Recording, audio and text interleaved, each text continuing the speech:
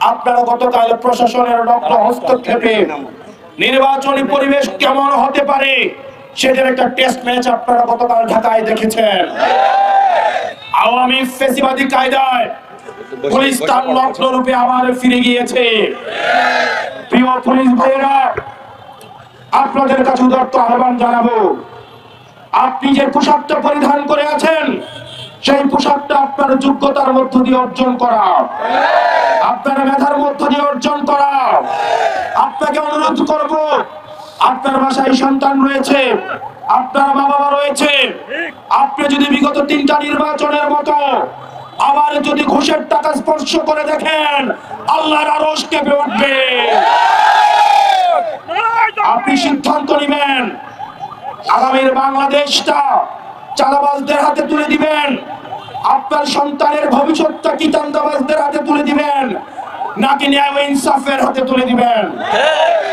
প্রিয় পুলিশ ভাইরা, আপনারা বিবেকের কাছে দায়বদ্ধ থাকুন, কোন রাজনৈতিক দলের কাছে না। রাজনৈতিক দলের কাছে দায়বদ্ধ থাকলে সেটার কি পরিণতি হয় সেটা আপনারা গত জুলাইয়ে দেখেছেন। আল্লাহর কসম করে বলছি, আপনারা ন্যায়ের পক্ষে ইনসাফের পক্ষে থাকেন। আপনারা বাংলাদেশের জনতার চাকরি করতে আসছেন, জনতার ট্যাক্সের টাকায় আপনার বেতন হয়, কোন রাজনৈতিক দলের টাকায় আপনার বেতন হয় না। আজকে যদি আপনি কোন রাজনৈতিক দলকে পৃষ্ঠপোষকতা দিয়ে ক্ষমতায় নিয়ে যান, আগামীকাল আপনার সন্তানের চাকরির জন্য তাদেরকে ঘোষণা দিতে হবে। প্রিয় পুলিশ ভাইয়েরা, আমরা আপনাদের বন্ধু। আমাদের বাংলাদেশটা সুখী সমৃদ্ধ করে তুলতে চাইলে আপনাদের অবদান রয়েছে, আপনাদের দায়িত্ব রয়েছে। আমরা চাই আমরা একসাথে কাঁধে কাঁধ মিলিয়ে ভাই ভাইয়ের মতো করে এই বাংলাদেশটাকে একটা সুখী সমৃদ্ধ করে তুলতে চাই। আপনারা নিজেদেরকে প্রশ্ন করেন, আর কতদিন আপনারা রাজনৈতিক গোলামি করবেন? অনেক পুলিশ ভাইয়েরা আমাদেরকে এসে বলেন তাদের অফিসাররা তাদেরকে চাপ প্রয়োগ করে। ডিবি হারুন, বেনজির, ওনারাও চাপ প্রয়োগ করেছেন। প্রিয় পুলিশ ভাইয়েরা, জুনিয়র অফিসার আপনারা যারা আছেন, আপনারা জুলাইয়ের কথা ভুলে যাবেন না। বাংলাদেশের জনতা যার বিপক্ষে দাঁড়ায়, কামান দিয়ে, গোলা বারুদ দিয়ে, মিলিটারি দিয়ে, ভারত দিয়ে তাদেরকে আটকায় রাখা যায় না। প্রিয় প্রশাসনের ভাইয়েরা, গত 17 বছর আপনাদের প্রতি যে অনাস্থা তৈরি হয়েছে, সেই অনাস্থা থেকে আস্থা অর্জনের পরীক্ষা হচ্ছে আপনাদের 12 তারিখ। আমরা আস্থা রাখতে চাই, বিশ্বাস রাখতে চাই, বিগত 3টা নির্বাচনের মতো এই নির্বাচনে কোন ওসির জন্য খাম পাঠাতে হবে না, কোন এসপির জন্য খাম পাঠাতে হবে না, কোন এসআই এর জন্য খাম পাঠাতে হবে না, কোন কনস্টেবলের জন্য খাম পাঠাতে হবে না। আপনারা যদি কোনো একটা অবৈধ টাকা স্পর্শ করে দেখেন, আল্লাহ সাক্ষী, আপনার সন্তানের ভবিষ্যৎ আপনারা বিনষ্ট করবেন, আপনার মা বাবার ভবিষ্যৎ আপনারা বিনষ্ট করবেন। এই বাংলাদেশটা আপনার, এই ভূমিটা আপনার, এই বাংলাদেশের মালিকানা আপনারা বুঝে নেন। নিজেকে একবার প্রশ্ন করে দেখেন, একদিন যদি কোন রাজনৈতিক দলের গোলামি করেন, আগামী 5 বছর রাজনৈতিক দলের নেতার বাসায় পোস্টিং, ট্রান্সফার, প্রমোশনের জন্য যেতে হবে। প্রিয় প্রশাসনের ভাইয়েরা, এই নির্বাচনটা আপনাদের একটা অগ্নি পরীক্ষা। বাংলাদেশের মানুষ আপনাদেরকে বিশ্বাস করবে কি করবে না, আবার রাস্তায় আনবে কি আনবে না, সেটার অগ্নি পরীক্ষা হচ্ছে এই 12 তারিখ।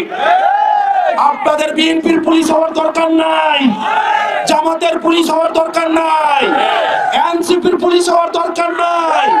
আপনারা বাংলাদেশের পুলিশ হয়ে ওঠো, জনতার পুলিশ হয়ে ওঠো। আমরা আপনাদেরকে নিরাপত্তা দিব, আমরা আপনাদেরকে মাথায় তুলে রাখবো।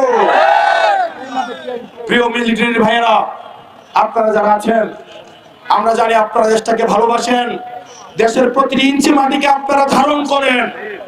কতিপয় অফিসার বিগত সময়ে আপনাদের সম্মানকে লুণ্ঠিত করেছে, আপনাদের পুরো প্রতিষ্ঠানকে কলঙ্কিত করেছে।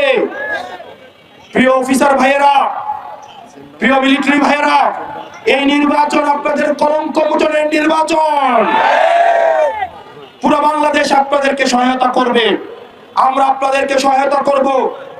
আমরা এইসব প্রতিষ্ঠানের সম্মান নষ্ট হইতে দিব না। আপনারা জনতার কাতারে কাঁধ মিলিয়ে আগামী নির্বাচন একটা স্বচ্ছ নিরপেক্ষ অংশগ্রহণ নির্বাচন করার জন্য আপনারা আপনাদের জান জীবন দিয়ে চেষ্টা করবেন। 12 তারিখের পরে বাংলাদেশটা কেমন হবে সেটা নির্ভর করে এই নির্বাচনের উপরে। প্রিয় যশোরবাসী, আপনারা সিদ্ধান্ত নেবেন। আপনি দেখবেন বাংলাদেশের যত চাঁদাবাজ, যত টেন্ডারবাজ, যত ইয়াবা বিক্রি করে যারা জমির দালালি করে, যারা সুদখোর, যারা ঘুষখোর, যারা জমি দখল করে, তারা আজকে এই বাংলাদেশ বিরোধী জোটের বিপক্ষে অবস্থান নিয়েছে। তারা যেহেতু বিপক্ষে অবস্থান নিয়েছে, সুতরাং এটা স্পষ্ট হয়ে গিয়েছে আমরা সঠিক পথে আছি। কেবল আমাদের দ্বারাই বাংলাদেশের প্রগতি, সমৃদ্ধি, উন্নতি সম্ভব।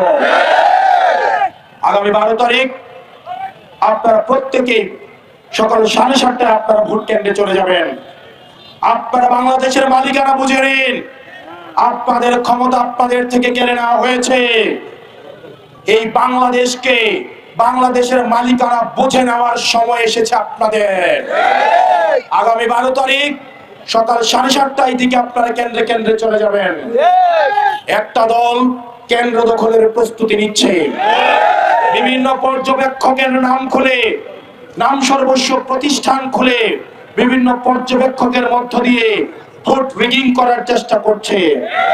আমি বিশ্বাস রাখতে চাই, আমার যেসব ছাত্র ভাইয়েরা কামানের মুখে, গোলা বারুদের মুখে, হাসিনার চোখে চোখ রেখে হাসিনার পেটুয়া বাহিনীর বিরুদ্ধে গিয়ে যারা জুলাইতে রাস্তায় নেমে এসেছিল, আমার এই ভাইয়েরা আবার এই 12 তারিখ ভোট কেন্দ্রগুলো পাহারা দিতে নেমে আসবে ইনশাআল্লাহ।